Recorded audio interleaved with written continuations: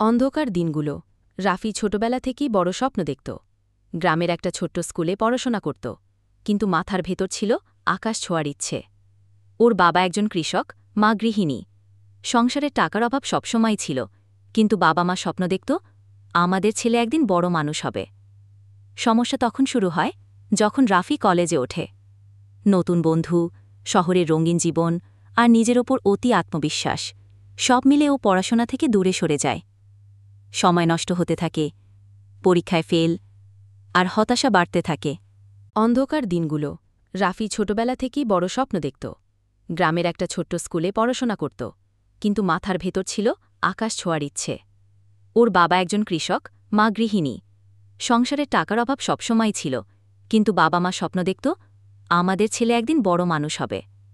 সমস্যা তখন শুরু হয় যখন রাফি কলেজে ওঠে। নতুন বন্ধু, শহরের রঙিন জীবন আর নিজের ওপর অতি আত্মবিশ্বাস, সব মিলে ও পড়াশোনা থেকে দূরে সরে যায়। সময় নষ্ট হতে থাকে, পরীক্ষায় ফেল, আর হতাশা বাড়তে থাকে।